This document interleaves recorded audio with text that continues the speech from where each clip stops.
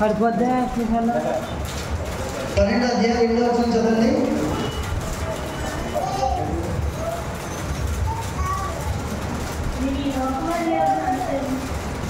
మీరు లోకమర్యాదను అనుసరింపక ఉత్తమమును అనుకూలమును సంపూర్ణమైన దేవుని చిత్తమేదో పరీక్షించి తెలుసుకున్నట్లు మీ మనస్సు మారి నూతన ముఖం వల్ల రూపాంతరం పొందుడే. దేవునికి మహిమ కలుగును గాక. క్రైస్తవుడు అంటే అర్థం ఏంటో తెలుసా నీకు? నేను క్రిస్టియన్ని, నేను క్రైస్తవుడిని అది చెప్పుకోవడం కాదు. క్రైస్తవుడు అంటే అర్థం ఏంటో తెలుసా? రూపాంతరం పొందినవాడు. ఏంటమ్మా? రూపాంతరము పొందినవాడు. అనగా రూపాంతరం పొందడం ఏంటి? ఉన్న పరిస్థితిని బట్టి కాక మరొక పరిస్థితిని బట్టి జీవించేవాడు. అంటే మార్పు చెందినవాడు. మార్పు చెందినవాడే కదా క్రైస్తవుడు అంటే. మార్పు చెందాలి, రూపాంతరం పొందాలి. వాడే నిజమైన క్రైస్తవుడు, క్రైస్తవురాలు కూడా. ప్రభు అయిన క్రీస్తుని వెంబడించిన వారందరూ కూడా వారు రూపాంతరం పొందారు. కాబట్టి వారి యావదాస్తిని, అన్నదమ్ములను, అక్క చెల్లెలను, వ్యాపారమును, సమస్తమును విడిచిపెట్టి ప్రభువును ప్రేమించి ప్రభువును వెంబడించి ప్రభు అడుగుజాడలు నడిచారు కనుక వారు రూపాంతరం పొందరని, వారు భక్తులని, వారు శిష్యులని, వారు నిజమైనటువంటి దేవుని భక్తులని, యేసుక్రీస్తు జీవితానికి వారే సాక్షులని ఈ పరిశుద్ధ గ్రంథం తేటగా తెలియజేస్తుందా లేదా? తెలియజేస్తుందా లేదా? తెలియజేస్తుంది. అలాగే నీ జీవితం కూడా నువ్వు ఉన్న గ్రామంలో, నువ్వు జీవించే గ్రామంలో, నువ్వు బతుకుతున్న పరిసర ప్రాంతంలో నీ జీవితం ఒక సాక్షాత్మైన పుస్తకంగా ఉండాలి. ఎలా ఉండాలి అమ్మా? నీ జీవితం ఒక సాక్షిగా అంటే అర్థమేంటి? అర్థమేంటండి? నువ్వు మార్పు చెందాలి. నువ్వు మార్పు చెందావా లేదనేది నీ పొరుగు వారికి అర్థం కాదు. మనకైతే చెప్పండి, ఎక్కడో బయట ఊర్లో ఉన్న నీ వాళ్ళకి అర్థం కాదు. అర్థమవుతుందా? నువ్వు మార్పు చెందావు లేదు దూరస్తుడికి అర్థం కాదు. ఎవరికి అర్థమవుతుంది? నీకు దగ్గరగా ఉన్న వారికి మాత్రమే అర్థమవుతుంది నువ్వు మారావా లేదండి. ఏమంటే మీరు మారారా లేదండి? ఇప్పుడు ఎక్స్ట్రా మారారా లేదండి ఎవరికి అర్థమవుతుంది? చుట్టూ ఉన్న మనకే తెలుస్తుంది ముందు. అర్థమవుతుందండి. ఇంటి పక్కన వాడంట దేవుడని సాక్ష్యం చెప్తే లోకమంతా దేవుడని సాక్ష్యం పొందుతారట. ఇంటి పక్కన వాడు దెయ్యం అంటే లోకమంతా దెయ్యం అంటారట. తెలుసా మీ సంగతే? అమ్మా, ఇంటి పక్కన వాడు దెయ్యం అంటే లోకమంతా దెయ్యం అంటదట. ఇంటి పక్కన వాడు దేవుడు అంటే లోకమంతా దేవుడే అంటారట. కారణం ఏంటో తెలుసా? అంటే కారణం ఏంటి? ఇంటి పక్కన వాడు తెలుస్తుంది, ఇంటి బయట కూడా తెలియదు కాబట్టి కదా. మరి ఆ ఇంటి పక్కనే ఉంటాడు కదా, వాడు తెలిసింది మనకి ఏం తెలుస్తుంది? తెల్లారితే ఇద్దరు కలిసిమెలిసి ఉంటారు. ఏం మాట్లాడుతున్నాడో, ఎలా ప్రవర్తిస్తున్నాడో ఈ గొడవ నుంచి గొడవలకి వినపడతాయి. కానీ ఊరవుతున్నా మనకే వినపడుతుందిరా. అది చెప్తుంది నిజమేరా? ఆడు దుర్మార్గుడంట్రా, ఆడు దుష్టుడంట్రా, దేవుడు నమ్ముకుంటే వాడు మార్పు చెందలేదురా, వాడు తాగుతాడంట్రా, పక్కనంతా బాగానే ఉంటాడంట్రా, రాత్రి దాకా కేకలు ఆదుకుంటారా, పక్కన ఉన్న దుర్మార్గుడంట్రా, ఆడు రాక్షసుడంట్రా. రాక్షసుడు ఎలా ఉంటాడో చూడలేదు కానీ వీళ్ళు మాత్రం రాక్షసుని చూడొచ్చంట్రా. చూసారా ఈ సాక్షి అవుతారు అమ్మా? ఈ సాక్షి అవుతారు ఇంటి పక్కన ఉన్నవాడు. స్త్రీల గురించి కూడా సాక్షి ఇస్తారు కొంతమంది. ఏమని? అయ్యి బాబోయ్ ఆవిడ క్రైస్తవురాలు కాదురా బాబు, బ్రహ్మ రాక్షసి. ఏ రాక్షసి? బ్రహ్మ రాక్షసి. అంటే రాక్షసులకే రాక్షసి. అర్థమవుతుందా? పెద్ద రాక్షసి అనమాట. బ్రహ్మ రాక్షసులే బాబు. భర్తరసలు భర్తలు ముదరా, భర్తరసలు భర్తలు ముదరా బాబు. ఇప్పుడు అన్న పెట్టి చీపుగా కట్టిన శుభ్రంగా డబ్బులు చింత కొట్టేస్తుందిరా మూలలో కూర్చోబెట్టి. వచ్చిన దగ్గర నుంచి నిద్రపోయేదాకా కూడా అతను తినేస్తుందిరా బాబు. పిల్లలు ఏం మాట్లాడుతుందో, భర్తలు ఏం మాట్లాడుతుందో, గురువులు ఏం మాట్లాడుతుందో తెలియక తెలిసే దూరకత్తం గర్వంగా బూతులు బాబోయ్ నెలకి దూదు కట్ట అవుతుంది నాకు. ఎందుకురా అంటే చెవుల్లో పెట్టుకోవడానికి వెళ్ళలేకపోతున్నాను. అలాంటి ఇలా కొంతమంది గురించి ఉంటారు. వాళ్ళు క్రైస్తవులు అయినప్పుడు కూడా కారణం ఏంటి? వాళ్ళు బూతులు ఆడబట్టి, వాళ్ళు దుర్మార్గులను బట్టి, దుష్టులతో ఉండబట్టి, పగలకు వేషం రాత్రికి వేషం వేయబట్టి. మనగా చెప్పండి, వీళ్ళు క్రైస్తవులా? చెప్పండి, వీళ్ళు క్రైస్తవులా?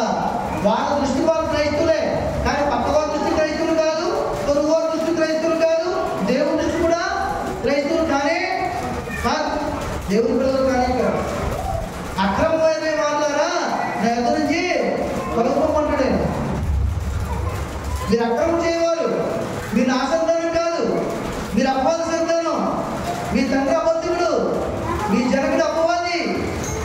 కాబట్టి మీరు ఇప్పటికీ బూతులు మానలేదు, కాబట్టి మీరు ఇప్పటికీ వేషం మానలేదు.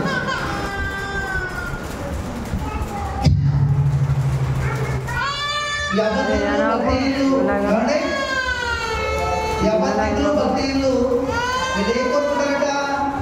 ఇంట్లో మర్యాద లేకపోయినా పర్లేదు, పక్కన మర్యాద లేకపోయినా పర్లేదు, కానీ ఊర్లో మాత్రం గొప్ప కావాలి.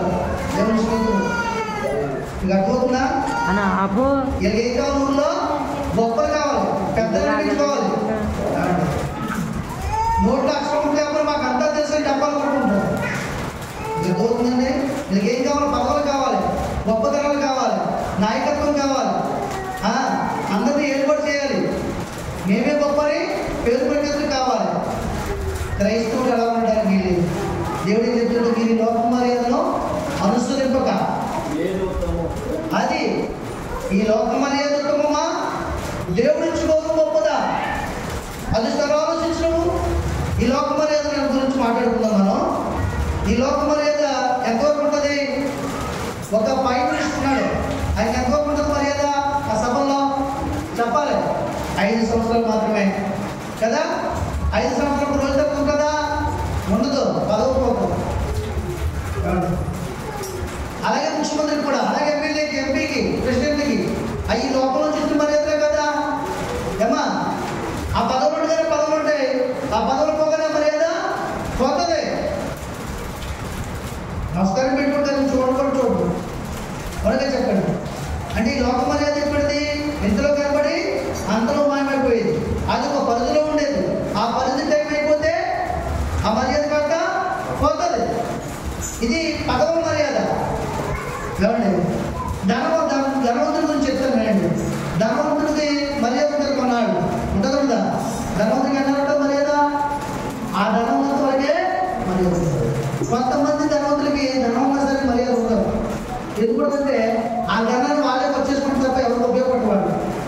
వాళ్ళకి రోగం వచ్చినా రూపాయి ఎవరు స్నాన ధర్మాలు చేయరు, ఎక్కడ భోజనం పెట్టించరు, ఎవరికి స్వస్థతలు చేయించరు.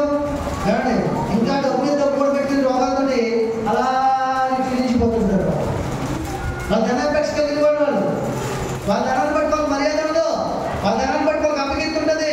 వాడు పీడించి తింటాడురా, కొట్టి మీద కొట్టి వెళ్తాడురా, వాడు కృష్ణాలు కూడా ఆ ధనవంతులు ఎందుకంటే బతుకు ఒక రోజు కూడా కడుపు నిండి అనంతరంగా చూడలేదురా, ఒక చూస్తాను చూడలేదురా మేము అంటారంటరా. ఇంటికి కింద చన్నీళ్ళు పడరా బాబు, వాటర్ డబ్బు నెలలు వాడుకుంటాడరా. ఏది 15 లీటర్ వాటర్ డబ్బు నెలలు వాడుకుంటున్నాడు. ఆడు బతుకెందుకురా బాబు అనుకుంటారంటారా. కొంతమందికి ధనం ఉన్నా ఆ ధనాన్ని బట్టి మర్యాద ఉండదు. ధనం ఉన్న వారికి ఎదురుంటే మర్యాద ఉంటుంది, ఎదురుంటే మర్యాద ఉంటమ్మా. దానం చేసే మనం ఉంటే మర్యాద ఉంటుంది, అప్పిచ్చే మనం ఉంటే మర్యాద ఉంటుంది, అప్పిచ్చి అడగడం ఉంటే ఇంకా మర్యాద ఉంటుంది, అప్పిచ్చి వడ్డీ తీసుకోపోతే ఇంకా మర్యాద ఉంటుంది. ఈ మర్యాదలు ఎంతకాలం ఉంటాయి? ఆ ధనం కాదు తరించిపోయినట్టు. అంతేనా? ఆ ధనం కాదు తరించిపోయిందనుకో ఇంకా మనసు ఉండదు, ఆ మనసు ఉన్న ధనం ఉండదు. దేవుని స్తోత్రం. ఆ మనసున్నా ధనం ఉండదు. ధనం కాస్త అయిపోయిందనుకో ఆ మనసు ఇవ్వలేడు. అక్కడితోటి ఆయన దయగుడురా, దయాడురా, దాటకల్లుడ్రా, ఆయన చేతికి వెళ్ళలేవురా, ఆయన చేయి చాలా పెద్దదిరా అంటారు. ఎప్పుడు ధనం ఉంది, దానం చేసినంత వరకు.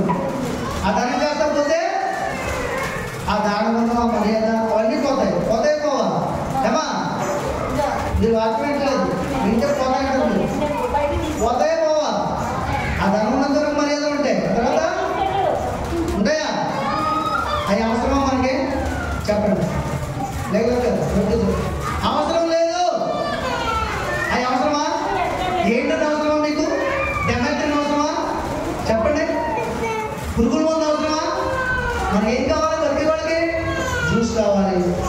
అవునా? చక్కని పానీయములు కావాలి. అవెందుకు? అవి మరణించే పురుగులకు కీటకాలకు కావాలి. అవునా? ఏమా? మరణించే పురుగులకు కీటకాలకి మనుషులు బాధించే వారికి కావాలి. మనకెందుకు అవి? అక్కర్లేదు. అలాగే ఈ లోకం అనేది మనకు అవసరమా? ఇందులో కనబడి అందులో మాయమైపోయి అవసరమా? ఏమ్మా? ఇలా మనకు అవసరం లేదు అవి. మనకేం కావాలి? దేవుడికి అధికారం. ఎందుకంటే